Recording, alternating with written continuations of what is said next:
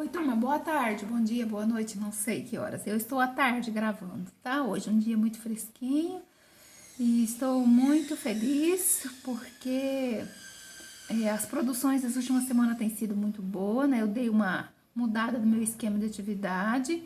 No meu ver, eu estou forçando vocês a fazer leitura dos meus textos, porque eu tenho muito trabalho para digitalizar todos esses textos e vocês não estavam lendo. Então, estou bem satisfeita. Essa semana passada, né? Semana passada vocês viram sobre o contexto de independência do Brasil, né?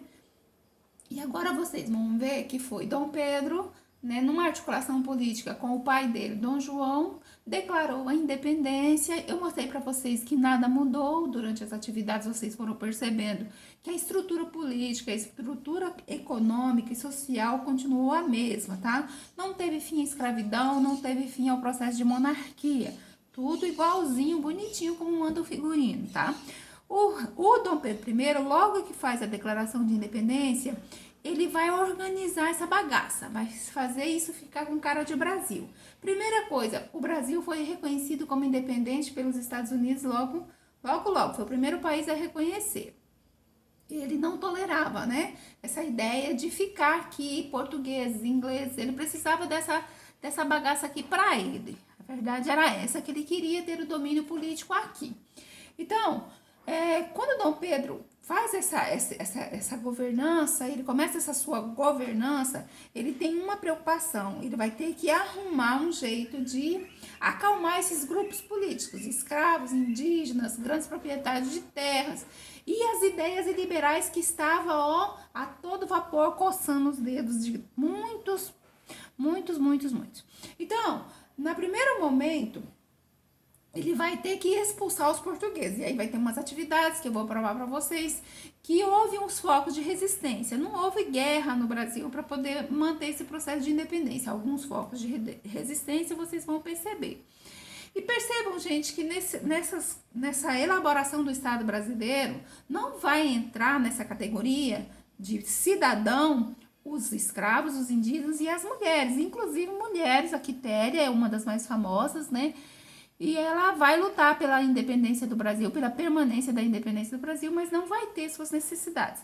Até lá, quando Dom Pedro II, no segundo reinado, faz o seu governo, ele ainda não conseguiu atender as necessidades. Até os dias atuais, né, gente? A gente não é plenamente contemplado. Todos os grupos sociais são plenamente contemplados com seus direitos. Tá até bonitinho na Constituição de 1888, mas não chega, não sei porquê, né?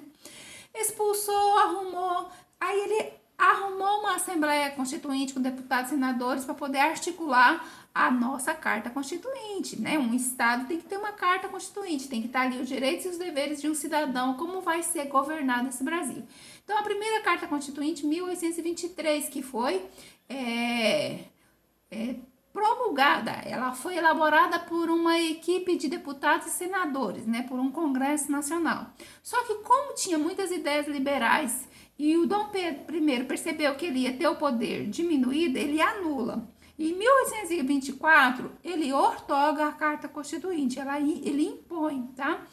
E nessa Carta Constituinte só tinha direito de se candidatar e votar quem tivesse renda censitária, tá? Então, voto censitário é porque tem renda, tem money, tá?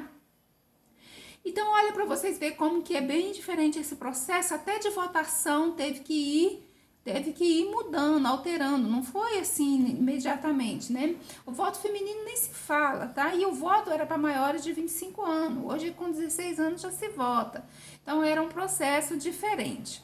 E nós vamos ver essa diferença de promulgado para outorgado, né, hoje, e vocês vão ver na próxima semana já o processo para o fim, né, do reinado de Dom Pedro I, que foi bem curtinho, porque o irmão dele, o pai dele morre e o irmão dele que queria assumir o trono, ele não queria deixar, as cortes portuguesas também não queriam deixar, e ele é convocado para o retorno e ele vai abdicar do trono, né, a favor do seu filho, Dom Pedrinho, que era o príncipe ainda, né, Dom Pedro II, que tinha apenas 5 anos de idade.